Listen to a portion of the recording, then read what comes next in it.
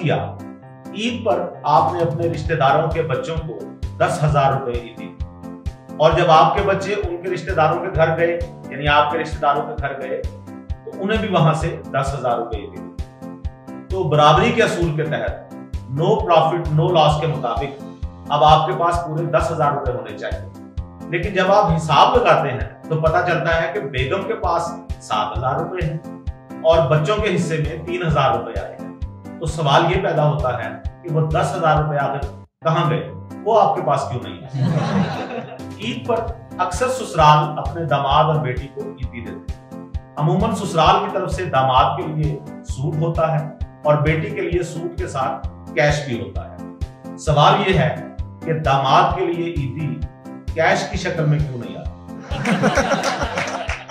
اسی طرح عید پر آپ نے بڑے چاؤ سے نئے کپڑے سلوائے، رات بھر رش بھری مارکیٹوں میں جا کر اچھے سے اچھے جوتے خریدے، پھر پوری محنت سے کپڑے استری کیے، چاند رات کو اچھے سے سیلون میں جا کر بال بنوائے، فیشل کروایا، صبح اٹھ کر شیو کی، پھر نہائے اور نئے کپڑے پہنے، نماز پڑھی اور گھر واپس آ کر تمام چیزیں اتار کر پرانی شرٹ اور بنیان پہن کر سو گئے اور 8 گھنٹے سوتے ہی رہ گئے۔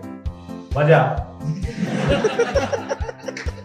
پہلے لوگ سحری کے وقت بیدار ہوتے تھے اور آج کل سحری کے وقت سوتے ہیں۔ اس کے باوجود پورا رمضان ڈھول والا رات 12 بجے سے ہی آپ کو مزید اٹھانے کی کوشش کرتا ہے۔ عید کے دن یہ ڈھول والا بھی آپ فرض کیجئے کہ آپ سے عیدی مانگنے آیا اور آپ نے بڑی خوشی سے اسے 150 روپے پکڑا دیے۔ یہاں تک تو بات ٹھیک ہے، لیکن وقفے سے جو 5 اور ڈھول والے عیدی مانگنے آئے وہ کون تھے اور آپ کو کیسے پتا چلا کہ ان میں سے سحری کے وقت کس کا ڈگا آپ کو اٹھاتا رہا؟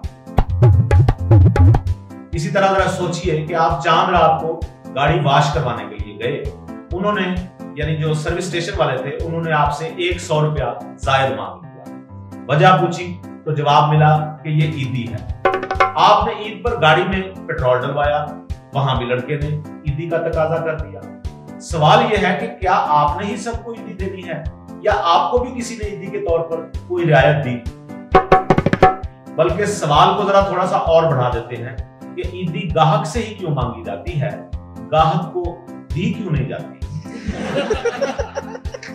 اسی طرح سوچئے ذرا کہ آپ عید کی نماز پڑھنے گئے، خشوع و خضوع سے نماز پڑھی، دعا مانگی اور قریبی نمازیوں سے عید ملنا شروع۔ پہلا نمازی آپ سے 3 دفعہ گلے ملا، دوسرے سے بھی آپ 3 دفعہ ملنا چاہتے تھے لیکن وہ 1 دفعہ مل کر ہی آگے بڑھ گیا۔ تیسرے سے آپ نے 1 دفعہ ملنے کی کوشش کی لیکن وہ 3 دفعہ گلے ملا۔ اب آپ اسی شش و پنج میں عید ملتے رہے کہ 1 دفعہ گلے ملے یا 3 دفعہ۔ سوال یہ ہے کہ عید پر، خصوصاً سخت گرمی کی عید پر، کتنی دفعہ عید ملنا ضروری ہے؟ نیز مسافہ سے بھی کام چل سکتا ہے یا جکھا ڈالنا ضروری ہے؟ اب آپ ایک اور سوال سوچئے، عید کے 3 دن چھٹی ہے، بلکہ عید سے 1 دن پہلے کی چھٹی بھی ملا لی جائے تو یہ 4 چھٹیاں، آرام کرنے کے لیے شاندار وقت تھا۔ لیکن کیا وجہ ہے کہ عید کے 3 دن گزار کر آپ کو لگ رہا ہے جیسے اب کچھ دن آرام کرنا چاہیے؟ اسی میں ایک ضمنی سوال یہ بھی ہے کہ کیا پچھلے 3 دنوں میں کسی ایک دن کو بھی نیند کا عالمی دن قرار دیا جا سکتا ہے؟ اچھا ایک اور سوال ہے، رمضان میں اگر مساجد بھری ہوئی تھی تو عید کی نماز میں تو اور بھی زیادہ رونق نظر آئی، کھلے میدانوں میں صفیں بچھانی پڑی، لوگ ہاتھوں میں چادریں پکڑے جوق در جوق پوری فیملی کو ساتھ لیے نماز عید ادا کرنے آئے۔ اگر کوئی لیٹ ہو گیا تو فوراً دوسری مسجد کی طرف دوڑ لگائی کہ کہیں نماز رہ نہ جائے۔ لیکن اسی روز صرف چند گھنٹوں بعد نماز ظہر میں نمازیوں کی تعداد 90% کم کیوں ہو گئی؟ اب ایک اور دلچسپ سوال سنیے، رشید کے 2 بیٹے ہیں اور مجید کی 2 بیٹیاں۔ رشید نے مجید کی بیٹیوں کو 500 روپے عیدی دی، جواباً مجید نے بھی رشید کے بیٹوں کو 500 روپے عیدی پکڑا دی۔ یہ عیدی کہلائے گی یا کرنسی ایکسچینج؟ اور نیز کیا واقعی سچ ہے کہ اگر پہلے خود عیدی دے دی جائے تو دوسری طرف سے پیسے زیادہ ملنے کے چانسز ہوتے ہیں؟ اور ہاں، اگر آپ کا ایک بچہ ہو اور آپ کے بھائی کے 5 تو عیدی کا آدھے اعظم کیا ہوگا؟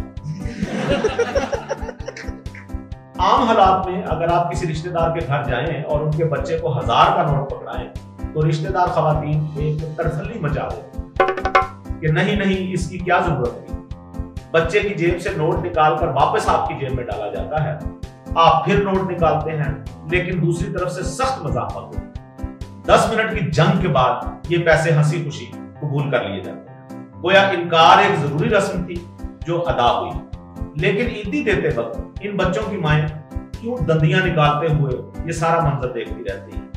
یہ عیدی کیوں نہیں واپس کی جاتی؟ اسی طرح عید کے دن اگر سسرال یا رشتہ داروں کی طرف سے عید مبارک کا فون آئے اور ساتھ ہی یہ پوچھ لیا جائے کہ کیا آپ گھر پر ہی ہیں، تو اس خوفناک سچویشن میں کیا جواب دیا جائے؟ کیا ایسی صورتحال میں ہیلو آواز نہیں آ رہی کہنا بنتا ہے، یا ڈائریکٹ کہہ دیا جائے کہ ہم عید منانے کاغان آئے ہوئے ہیں؟ اس بات پر بھی روشنی ڈالیے کہ یہ فون اگر موبائل پر آئے تب تو مذکورہ احتیاطی تدابیر اختیار کی جا سکتی ہیں، لیکن اگر لینڈ لائن پر بات ہو رہی ہو تو پھر کیا جواب دیا جائے؟ عید کے چوتھے دن بھی عموماً مارکیٹیں، دکانیں اور ہوٹل کیوں بند رہتے؟ کیا یہ طے ہو چکا کہ جب تک عید کو گزرے ایک اور ہفتہ نہیں ہوگا زندگی معمول پر واپس نہیں آئے؟ سوال تو یہ بھی ہے کہ رمضان کے دنوں میں ایک چوک پر جو 50 بھکاری نظر آتے تھے وہ کہاں گئے؟ مانگنا چھوڑ دیا، امیر ہو گئے، یا کام دھندے پر لگ گئے؟ ہر گاڑی کا شیشہ کھٹکھٹا کر دل فریب مسکراہٹ پھینک کر عیدی مانگنے والے 6 فٹ کے خواجہ سراغ نظر نہیں آتے. عین ممکن ہے وہ دوبارہ مونچھیں بڑھا کر اپنے علاقوں کو واپس لوٹ جاتے ہیں.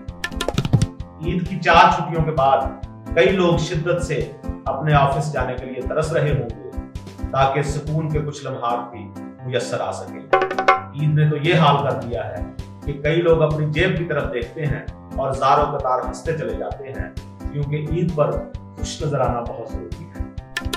اگلا پورا مہینہ AC 29 پر لگانا پڑے. میرا دوست مسلسل یہی پڑھے جا رہا ہے کہ ایک اور عید کا سامنا تھا شکیل مجھ کو. میں ایک عید کے پار اترا تو میں نے دیکھا. میں نے اس کی توجہ شعر کی طرف دلائی کہ بھائی یہ بے وزن ہو گیا ہے، تو آہ بھر کر بولا جیب کے حساب سے پڑھا ہے بھائی.